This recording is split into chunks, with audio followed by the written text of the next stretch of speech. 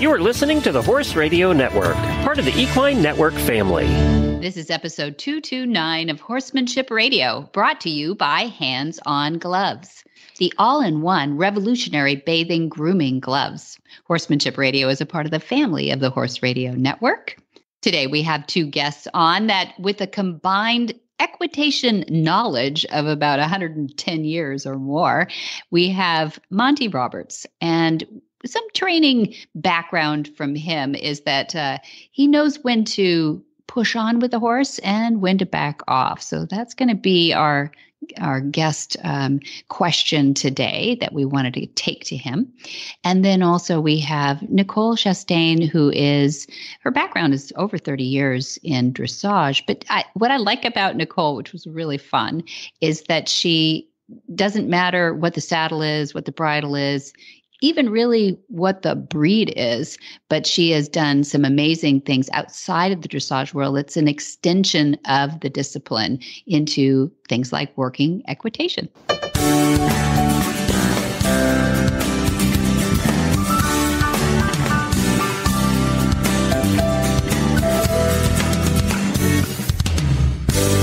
This is Debbie Laux, and you're listening to Horsemanship Radio. Thanks for joining us. Horsemanship Radio airs on the 1st and the 15th of the month. I have my producer, Jen, with me to help today. How are you, Jen? Greetings, Debbie. How's it going? I'm good. You pushing all the buttons back there for me? I'm pushing all the buttons. How's it going planning for the movement? It's coming up in what? Oh, gosh, yeah. Thanks for asking. It's June 16, 17, 18, and it's coming right along. We've got some rock stars coming here. I get people calling from all over the world now, too, which is really fun. I don't know if they'll be able to make it, but they're sure wanting to. Because who doesn't want to come to California in June? You know, it's not just brides. It's a wonderful really up time for us because we had a really rainy year. Everybody knows our weather report. So much so, Jen, you want to tease us, that they actually moved our tax date from April 15th to October because we had so much rain. Is that bad or what? Wow, that's got to be some kind of world record right there. That's a lot of whining, I think. You know, more whining than rain, I think. Wow, that's crazy. Yeah, now, yes. I brought up the movement. Now, last year I was at the movement. Yes. And had a lovely time. This year, Glenn gets to go. Yes. One of the things that I really enjoyed at the movement was you invited everyone to go on a tour of Flag is Up Farms, the California Horse Center. And you talked all about all of the really fascinating and interesting and very forward thinking ways that you have upgraded the facility to come into line with the latest research in horse husbandry practices. And for those of you who are not old school, horse husbandry is the care and maintenance of horses, not creating baby horses. Oh, yeah. The latest research we have into how to care for your horse to keep them healthy as a horse. Are you going to be able to do that again this year? Oh, and in fact, not only are we going to say, hey, coming soon. Do you remember the signs around the farm? Coming soon signs. Here. Moving here. And I think what I did is as best possible was describe what we were going to be doing around the farm. Now it's going to be manifested. There's still more to do. I mean, I'm about to start putting up posters with phase 1, phase 2, phase 3, because it takes a while to get through all these things. But it is fun. Yeah, we now have 27 walkouts. I call them walkouts. Explain to everybody what a walkout is, because in different parts of the country, this type of living conditions is called different things. It is. Some people call them run-ins, but I always say that scares me to think about it. So I don't know. I prefer the walkouts or in and out. Some people will call them in out. Some people will call them runs. That sounds like a dog thing to me. But anyway, it is the ability for a horse to walk out into a small little area. Well, it's 12 by 20.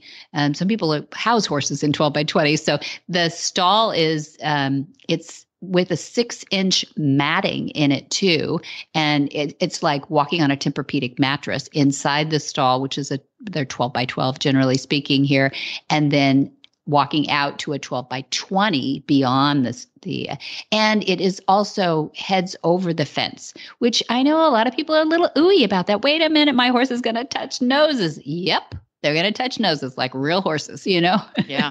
So we do a lot. We do a lot with socialization of the horses, but safety is paramount, and good health is paramount too. So we're going to explain our whole system of feeding, housing, exercise, aquatread. It's an in-ground aquatread for the horses, and we've got our uricizer, which you saw last year, which I won one of those. I'm sorry. On every Christmas list is the uricizer. It's really cool. It's a loose walker for those who haven't seen one, and it's oval, so it means that 80% of the time the horse's spine is straight as they're exercising, freewheeling through there. It's a big area that they loose walk in, and you can do 12 horses in there at a time if you are brave. And otherwise, we do them every other, and we put an old gelding in there to teach the newbies. And we have 17 plus hand horses in those too.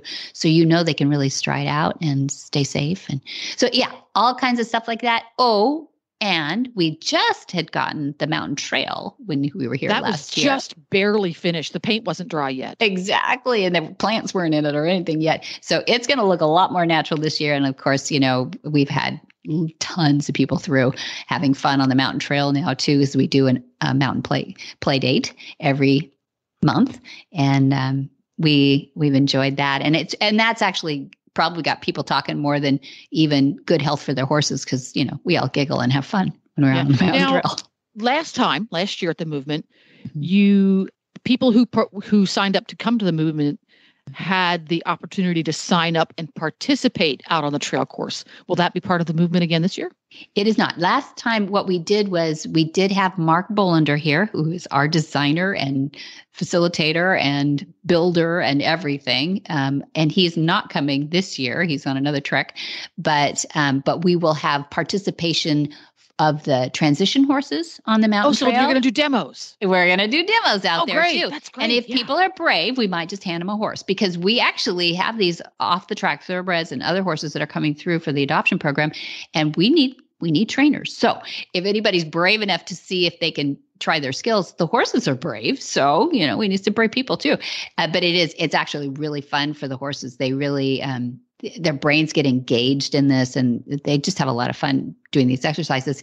And I think it's good for people to see groundwork. I don't know about you, Jen, but there is a whole generation of us women who grew up, they didn't do a lot of groundwork growing up. And there's a lot of women who are balls out brave in the saddle, but you put them on the ground, they're a little shaky, they're not sure where that horse is going to jump. And so we break it all down. And you remember from last year, it was very incremental, but we started on the ground, dually halters on everybody, helmets. What? We have to wear a helmet? We're on the ground?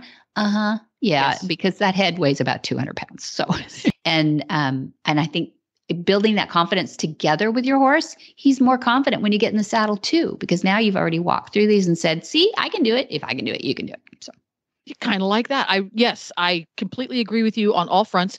So if you want to sign up for the movement, how do you do it? Where do you go? Go to MontyRoberts.com, click on the tab at the top that says shop. The drop down says special event, and then click on that. And you'll have the movement right on that page, plus a annoying pop-up will probably be right in your face anyway. There you go. Just click on that. If that's too complicated, just go to MontyRoberts.com and call the telephone number. Exactly. The old school way. It still works. It works 100% of the time. It never fails. We have not given up phones. No. It never fails. Well, what we're going to do is we're going to hear a little bit from our title sponsor, Hands on Gloves, the cleverest way ever to groom your horse or dog. And then we're going to dive into our guests today. Jay Michelson grew up bathing and grooming horses and dogs. Raised in Texas, he always wondered why his family couldn't find a better way than the old hard-to-hold curry combs or bathing mitts that never fit and the shedding blades that literally ripped the animal's hair right out. Well, fast forward 20 years, and Jay had an idea. Frustrated by the old products still not improving after 20 years, he spent more than 4 years and several $100,000 developing hands-on gloves, quickly realizing that the reason a quality, comparable grooming product had never been developed, they were really difficult to make right. But he did it. Hands-On reaches far beyond the traditional curry combs, mitts, and shutters out there on the market.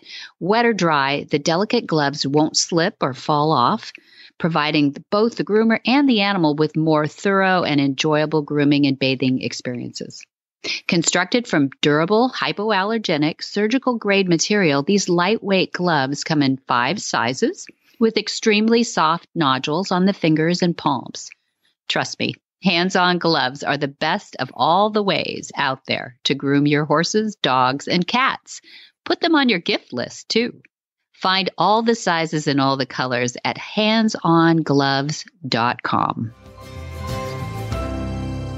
Monty Roberts first gained widespread fame with the release of his New York Times best-selling book, The Man Who Listens to Horses, a chronicle of his life and development of his nonviolent horse training methods called Join Up. Monty grew up on a working horse farm as a first-hand witness to traditional, often violent methods of horse training and breaking the spirit with an abusive hand. Rejecting that, he went on to win 11 World Championships in the show ring. Well, thank you for agreeing to do this little new question for me. But I feel like I hear this question a lot in owners who are trying to get their brain around loving their horse, relationship with their horse, but also discipline in their horse or even just a good training regimen for their horse. They want to do the right thing for the horse, but they have a hard time. They feel sometimes like maybe a trainer is getting more from their horse, but is it worth it? When is too much too much? This is not only a good question, but it's an extremely important question. And the answer to this is oftentimes very difficult to find for a human being who's trying to uplift their horse and cause the horse to do things that they apparently don't want to do. And I have to say that experience is absolutely critical, but if I can use words to create some of that basic fundamental experience through words, then I would do that. And the clearly obvious thing is to watch for improvement. Watch closely what's happening with the ears, the eyes, the feet, the direction they're traveling, and the speed of travel. Recently, I had tremendous experience with a horse that didn't want to walk over a plastic tarpaulin. And, oh my word, at times you would think he's going to kill himself. He's just going crazy. And you step back at a time like this, you watch closely, you relax, you breathe down, and just watch the second move that he makes at that same difficult object. And if you see a little improvement, then you just keep working on that improvement to swell it just a tiny bit each time. Now, sometimes you have no control and they blast through and jump and spin. That's part of horse training. But you have to ask for an uplift. Consistently uplift, tiny bit, and congratulate. A tiny bit and congratulate, one after another, until the horse is doing exactly what you wanted them to do. You can't whip, you can't push, you can't thump on a horse and make them do something. I mean, I say you can't. You can. But it's detrimental to the horse, to your training, and to the future of that horse, along with people. There's no question about that.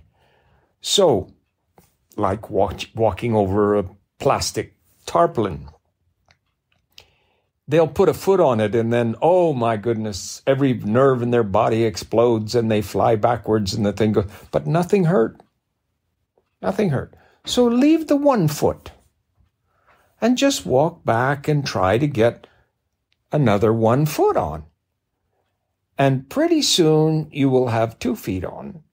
And then as you go through it, eventually you'll have them walking over it. Now, obviously, the more experience you have at when to advance, the better off you are. But don't advance by your own theory. You watch the horse. When they will advance just a tiny bit, then breathe and leave them be. The horse I'm talking about was nuclear in the beginning. And within 30, 40 minutes, he was walking across what I call a lake.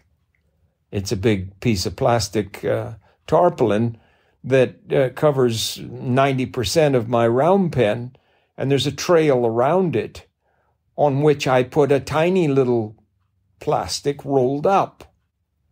And they don't even want to go over the plastic rolled up, even they can jump it. It's only 4 inches high. But they don't want to do that. So you just keep sending them back there and sending them back there.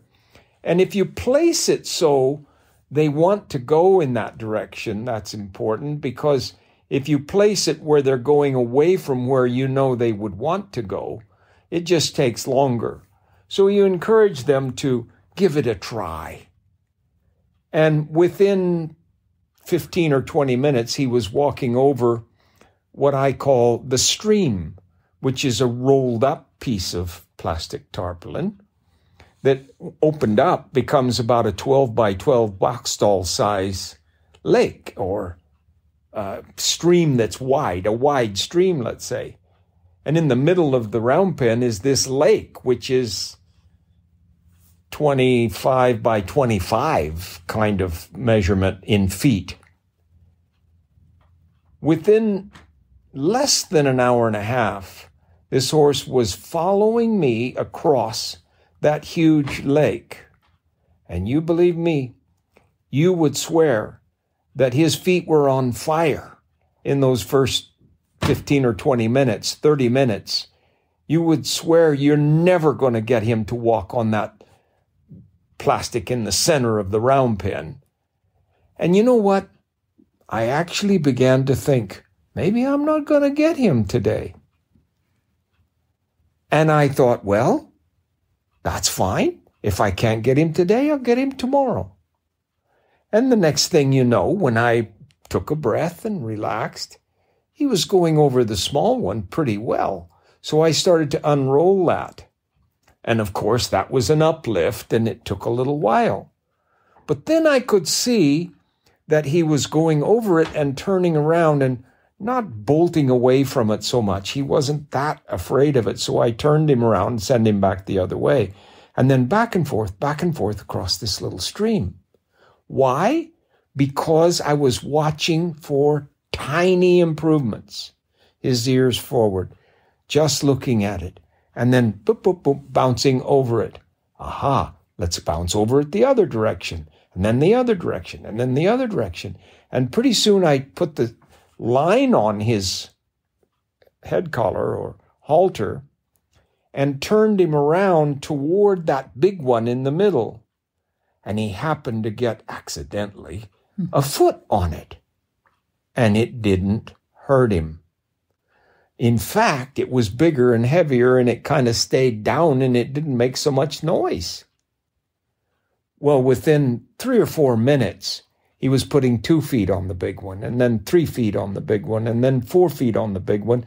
And I took the line off and walked away, and he followed me across the big one. Now, be careful, because you have to be very observant as to what that horse might do in terms of bolting and running over the top of you when you're working on these things.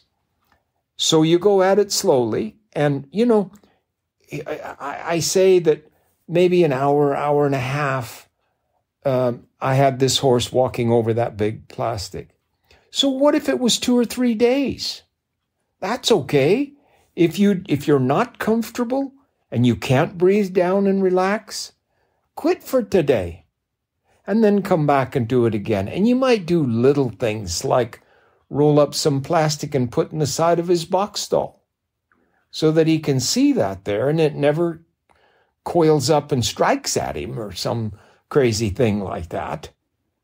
So he walks by it, and then you can gradually unroll it. And pretty soon, they'll be walking on it when you're not looking.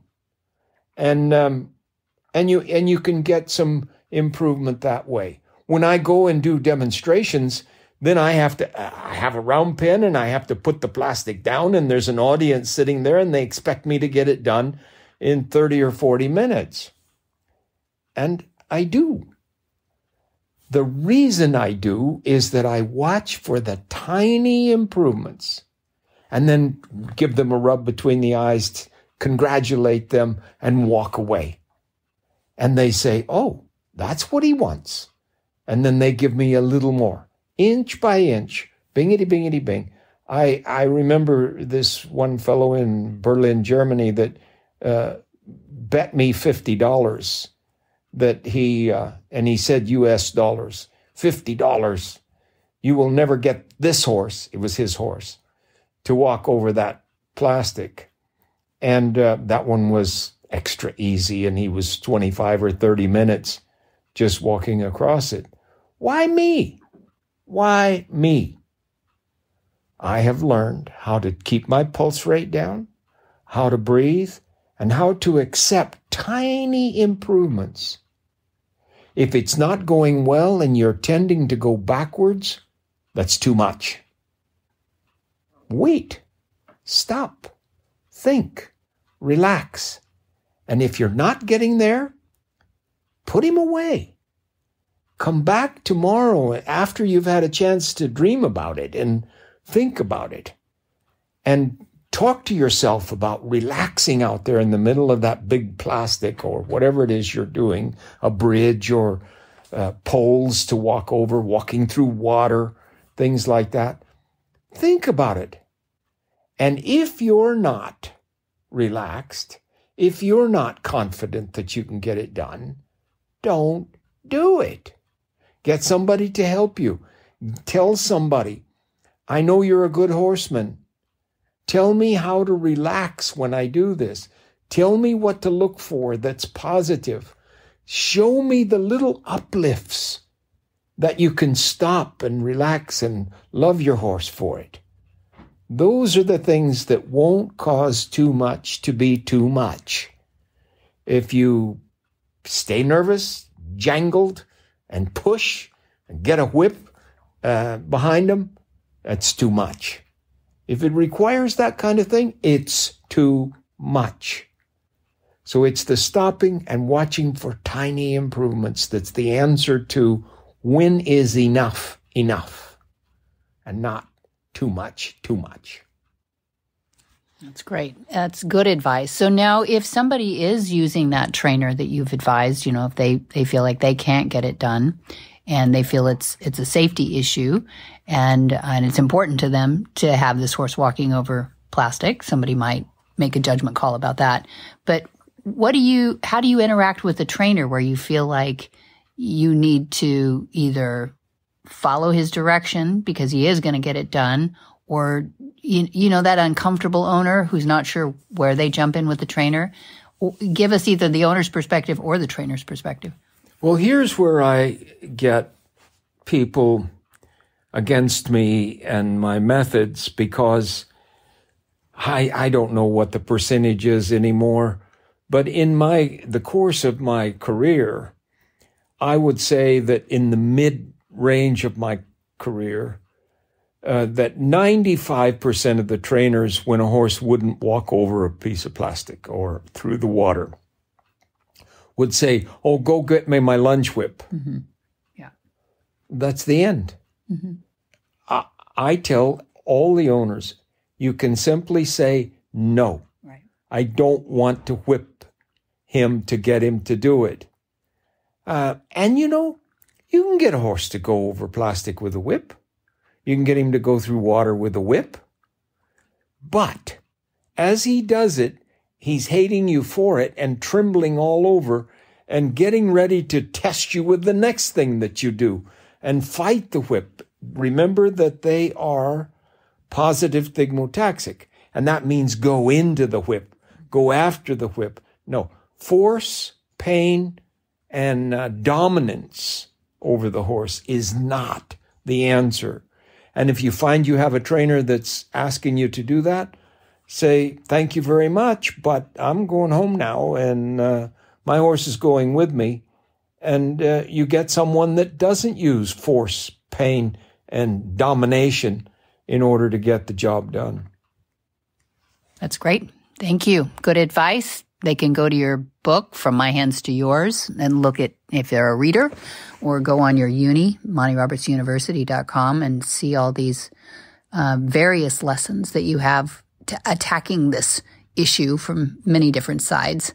And I think you know better than I do, Debbie, but I believe that the lake and stream that I'm talking about is on our university. It sure is. Yeah, and as God is my judge, we have saved the lives of dozens and dozens of horses based upon the work that you can see there. In fact, it's a high probability that the one that the people brought that were the officials in Kansas or somewhere. For Joe Camp? For Joe Camp, the guy who made the Benji movies. That horse was dragged over things that it didn't want to walk over. Yeah. With a chain around its neck and a tractor dragging it. Mm-hmm. And the animal rights people took it away. Mm-hmm. Took it away from him. I think he got a jail sentence. And they brought it here, and Joe Camp saw this horse walking over the plastic tarpaulin, the lake, and adopted that horse. Yeah, that's Mouse. Yeah, a lot of people will remember that story. It's one of the most touching stories in Joe Camp's first book about horses, The Soul of a Horse. And his name was Mouse, and he's a beautiful, it was a scrawny little filly. Do you remember when we first met her? Because she was, really not treated well. Right. And almost turned up feet and all that, that neglect. But I wish it was just neglect. It was abuse as well, and turned into a beautiful flaxen-maned pet. I mean, the family. Yeah. In addition to getting the job done, it's more fun to do it that way. Mm-hmm. It's far more fun. I mean, if you're having fun whipping a horse, I don't need to deal with you. Yeah. If that's fun for somebody, nope. Thank you very much. Not for me. If you have to force them to do it, no. You can encourage them to do it. There's so many ways that you can present the object to them and then watch them learn how to do it by simply using body language and the dually halter is a help to you because it gets more comfortable as they yield to it. That's okay. But to stand back and whip one to get it done just isn't my way, nor should it be, in my opinion, anybody's way. Right. And this applies to trailer loading, walking over a bridge, anything, any obstacle. So a trail horse, any horse that you're trying to teach cooperation with, to partner with. Yes? Yeah, in 35 years of traveling to 41 countries, I did something over 3,000 horses that were bona fide no-loaders. They would not load. And I told every owner, you can ride your horse there if you can't load it. And if I can't load it in 30 minutes or so, I'll ride it home. And I almost had to ride one home in Germany, but I never had to ride one horse home. Over 3,000 horses, most of which we didn't even take unless they hadn't been able to load them for 2 years or so. Mm-hmm. Really tough horses. And they will consistently say, and this guy got out his whip and this horse, and then the vets had to come because the horse fell down and hurt itself and so forth. they will load. Not only will they load, but most of those 3,000 horses, more than 3,000, it was about 3,500, most of them would follow me in with no lead on at the end of a 30 or 40-minute session. So nonviolence is the answer. Then you have to figure out, how do I notice improvement? Too much is too much. And when it's right, it's not too much, because you're not forcing anything to happen. Watch for that little piece of improvement. And that is probably the most difficult assignment we give people, but it's a fun target to hit. And I think that's where experience and practice and then caring for the horse will get people further along. Come to my courses and see me do it, and bring one that won't load. I'd love it. Even in my condition today at 88 years of age, I can still do that. And it is so much fun to watch the horse like doing something rather than doing it because they're frightened not to. That's great. We have some Monty Specials training coming up too. Your courses this summer, as we speak, it's 2023. And it'll be interesting, and most of those will go up on the uni as well if they're educationally interesting at all. Yeah. So we look forward to that. Incidentally, I'm not 88 yet. I think I have about 30 days left. You rounded up. I'm 88 in 23, so that's right. There we are. And in horse age you are, because January 1. Oh boy, that's for sure. In horse birthdays, I am 88. Yeah. Thanks. Hi, I'm Monty Roberts, and I'm coming to you now to talk about the Monty Roberts Online University.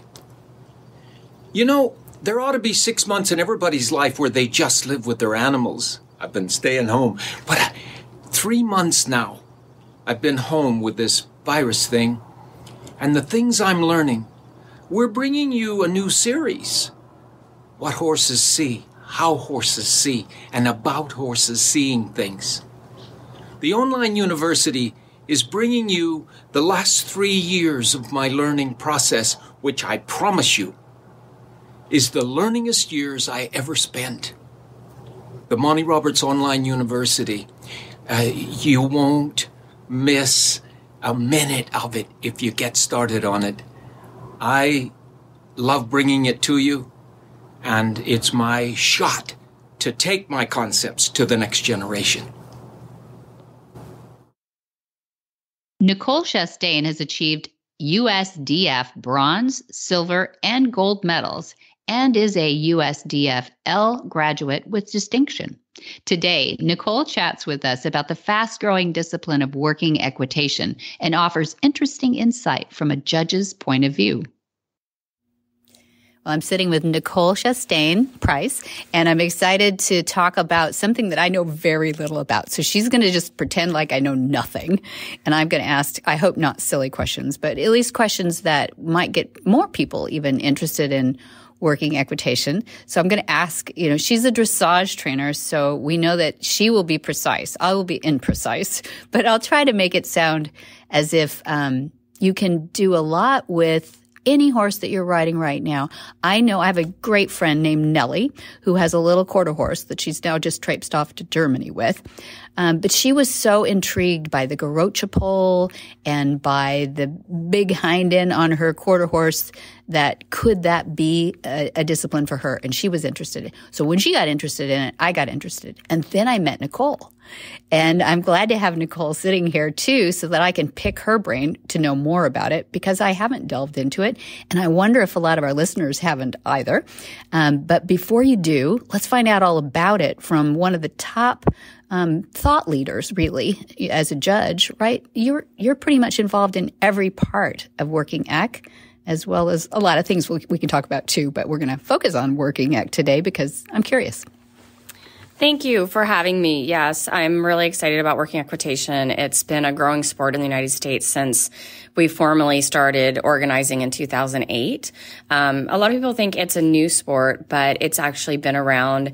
It was starting to come to fruition in Europe in the 90s, and then our first World Championships was in 2002, the European Championships. And the larger governing international body of working equitation is called the World Association of Working Equitation. And you had a cute name for that. What do you call that? We call it Huawei. Huawei. I like that. We call it Huawei. They're sort of our guide. And each country applies for status as an internationally recognized country. And to do that, you have to have certain things in place, like a coherent rule book and an organization that your country agrees on. And one of the other things is that you've presented to them your national tack and attire, which we'll get into later, in order to be able to compete internationally. But essentially, it's a little bit like the FEI, where it oversees the sport broadly internationally. There's one international level called the Masters level, in which we compete internationally. And then underneath that, each country is able to design their lower level rules and their rule book specifically to their country. So in that, the United States just received the Huawei recognition last year, and that was after years of the country having many organizations that then filtered down to one.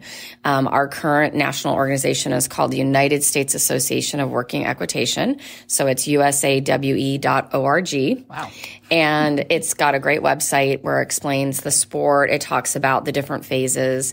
And so that's a great resource. It has our rule book online. Oh, good. And then within USAWE, there are state or local affiliates that can apply for status. And I have just organized that our sort of local chapter, which is the California Central Coast Working Equitation Association, has been accepted as an affiliate organization under USAWE, which just means we're a club that spans, a range on the Central Coast that is just here to support and sort of grow and do outreach and education in our area to help grow the sport locally. So that organization has been around since 2011, when another local trainer named Adriana Silvestri and her partner then, Agapito, started it. And it was just sort of a loose gathering. And when they moved, I took it over.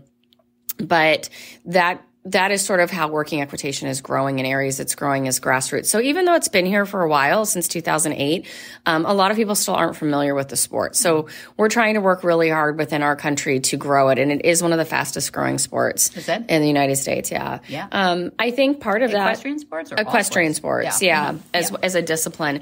And I think the reason is because it's very inclusive to different disciplines and breeds. So we have 4 different phases. So I'll start out talking basically about what the sport is. The sport was designed to honor the working horse culture of each country. So each country has sort of a working horse tradition. And in that, I mean working country horses, like working ranch horses, working cattle. So in Portugal, that's the Lusitano horse. In Spain, that's the Andalusian horse. And they have their country's national tack and attire and their traditions. So in Spain, they use a garrocha to work cattle. Right. In other countries, they have different traditions. So the Colombian team that was actually represented at the World Championships in France last year, they had this sort of piece of material, a cloth, which I'm sorry, I'm not educated to say what it is, but they use that. Like a cape kind of thing or something? It's sort of something that they hold, and while you're not allowed to touch the cattle in the cattle phase, you're allowed to use your country's tradition. So, for example, in America, we're a roping culture. A lot of people have the ropes on the saddles and they might, tap them on the saddle, but they're not allowed to take them out and rope the horses. Okay. If you are representing Spain, they are allowed to use their garrocha pole because that is part of their country's tradition. Mm-hmm. So it's really interesting in how the sport kind of came about. And really, it was very much propagated and designed to help be a marketing tool for the Iberian horses and the horses in the Iberian Peninsula. So that's why you see, when you look it up online, you'll see a lot of that look. But to be very clear, having worked with one of the Huawei judges who's done a lot of our judge education in the United States, his name is Antonio Vicente. He is a Huawei judge as well as a dressage judge. He's done a lot of studies on the horses and breeds being used, and it's under 50% of the horses are Lusitanos. I think people have a misnomer that they have to look like that or they have to have this big fancy horse. One of the most famous people that comes up when you Google is Pedro Torres and his horse Oxidado, which he was an incredible example of working equitation. But I think a lot of people look at that and go, oh, I can't look like that. Well, I liken that to a lot of people aren't going to look like Stefan Peters and his Olympic horses when they ride, or Isabel Worth, We're not all going to the Olympics. Right. And that is what we're really trying to get across to people in the United States is we have a lot of support for our lower levels as well. And we see breeds ranging from, gypsy vanners to ponies to draft crosses to quarter horses, Arabians, all kinds of warm bloods, all kinds of Iberian horses and crosses. And they all look a little different, but they're all required to perform the same maneuvers with the same standards. So if your horse is built for this, they can do it. Doesn't matter what color they are. Correct. And you see a lot of horses that aren't built for it. And still can do it. Okay. They may not be going to the highest level. Sure. But I like to think that all horses can do this at the lower level. So in our phases, we have a dressage phase, and that is run a little differently than competitive dressage. And it is a little different than competitive dressage because we're not rewarding or looking for these huge scopy gaits. Because if you have a working horse and you have this huge floaty trot and you have to really quickly adjust, or you have this bounding over the ground canter, which is great, but you can't adjust it, it's going to be hard to actually work a cow or get to an obstacle or, get to a gate. Yeah. It's hard to maneuver unless you have a little bit of kind of a quick go come back. So our tests are designed in a 20 by 40 meter court. They're all run at all levels at that. And they're designed to really showcase the obedience. And I don't even really like that word obedience, but the partnership and the harmony. That's good. So that the horse is really on the aids, and that they're partners, I think is a better way of looking at than obedient. But we want the horses very supple, connected. Our ideal balance is a little bit more uphill than the typical Western horse, but maybe not so much loft as the typical dressage horse. So using correct dressage training basics in terms of gymnasticizing and balancing and connecting the horse through the back from back to front so that the horse is really an adjustable partner is where our dressage phase comes from. And we see horses coming in that are coming from the regular dressage ring. We see them coming in from the ranch horse world. We see horses coming in from eventing. We see them coming in from people just starting now that have never done anything and are just starting, or horses that have washed out as reiners or rein cow horses. So really horses from all disciplines. And as long as they start to really understand that we're looking for a level balance and then starting to create a little uphill balance, the horses have to track up from behind and articulate their joints. I think any breed can really do it. And I think the exercises that are showcased in the tests are exercises that help prepare the horses for then the second phase, which is, it's called ease of handling. And that's our obstacle phase. Right. So our obstacle phase has recognized. She smiled when she said that. Obstacles are fun. Everyone wants to do no one wants to do the dressage, but they want to get to the obstacles. Yeah. And then they realize that the dressage is the base of our sport in a training sense, not in a competitive dressage sense.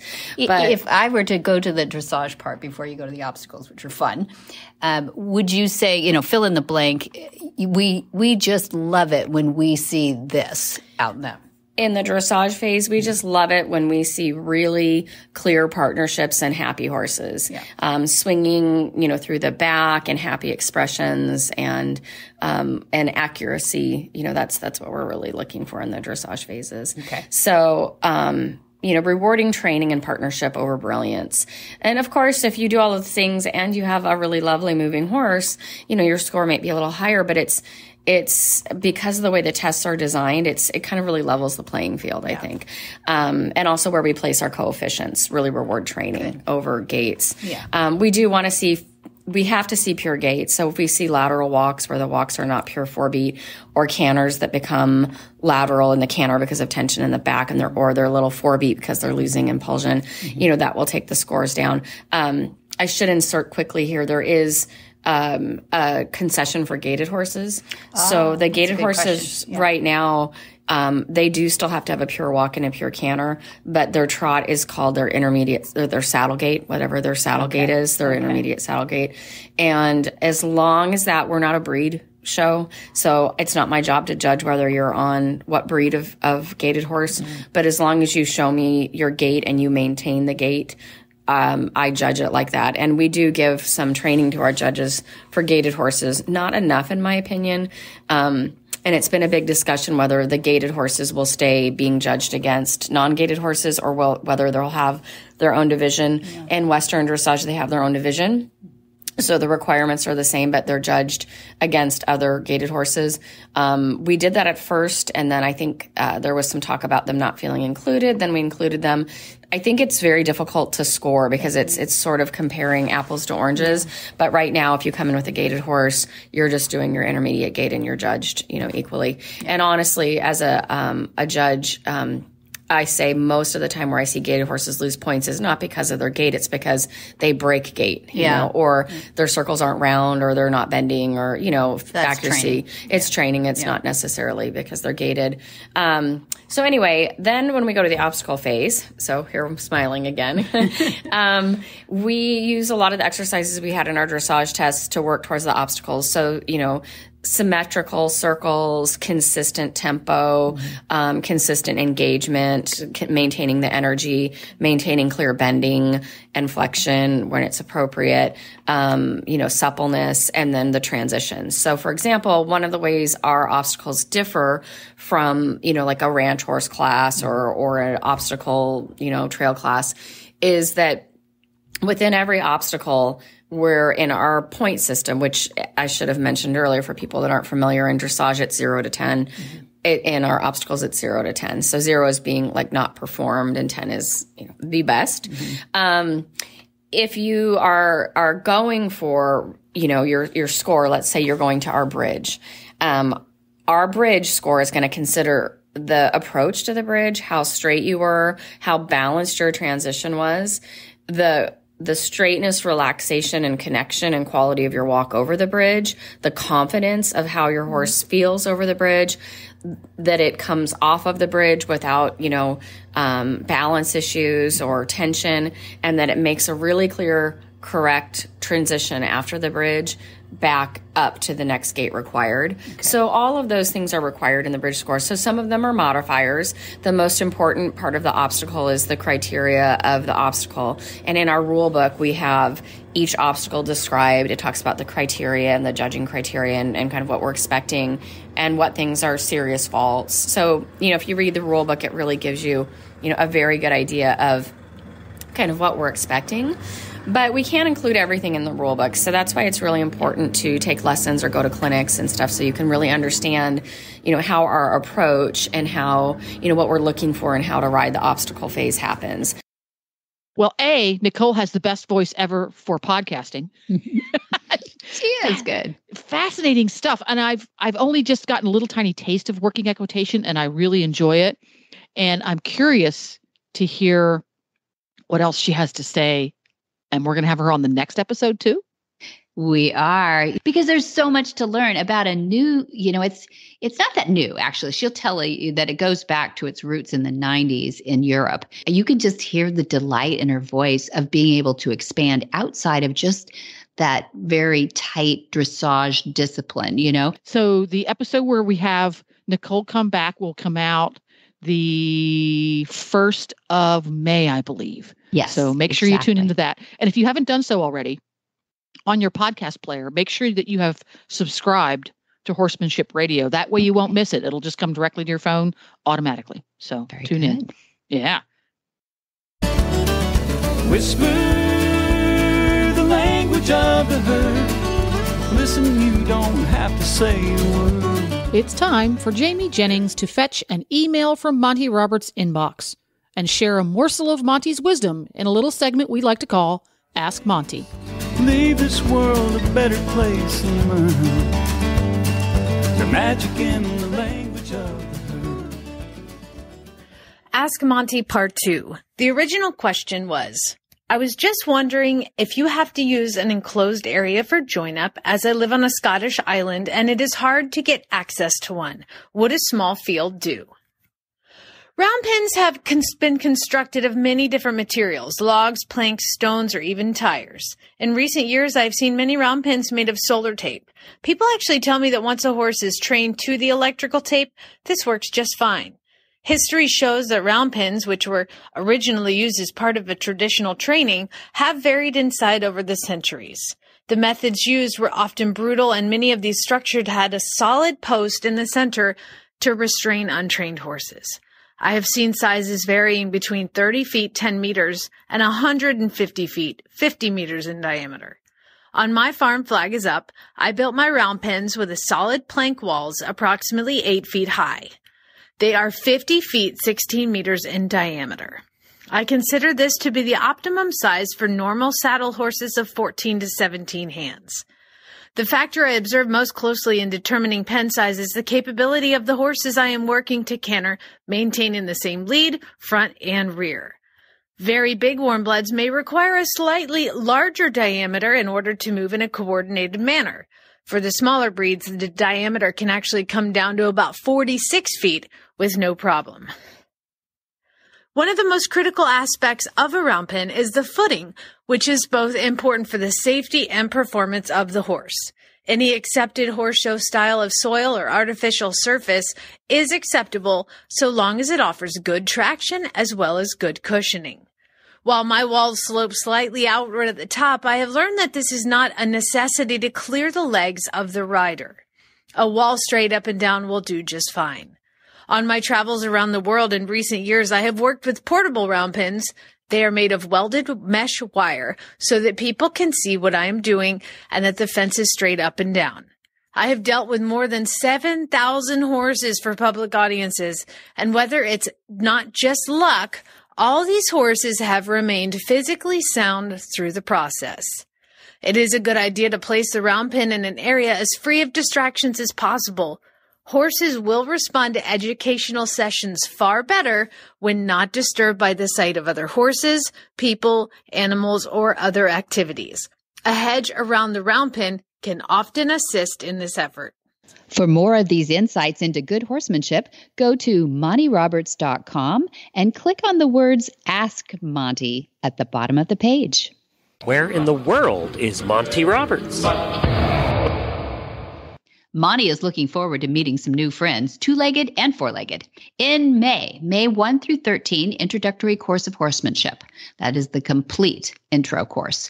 Then May 1 through 3, we break it up into the mods. Mod 1 is 1 through 3, 4 through 6 is the mod 2, 8 through 10 is the mod 3, and 11 through 13 is the preparation for the intro exams. So you get the whole package broken up into, at the same time, into the mods. And then on May 19th, we have Horsemanship 101. Those are fun. It's the girlfriend weekend or the mother-daughter. It's really fun. And then on May 20, we have Mountain Trail Play Day. We talked about that earlier. Then June 5 through 9, we have Gentling Wild Horses. It's really fun. Wait till you see the horses that we've got prepared for that one. And then June 10 is our Mountain Trail Play Day. And June 16 through 18 is what Jen and I talked about, the movement in Solvang, California. So we're on the Central Coast. And in July, long-term planners. On the 8th, we have a Mountain Trail Play Day.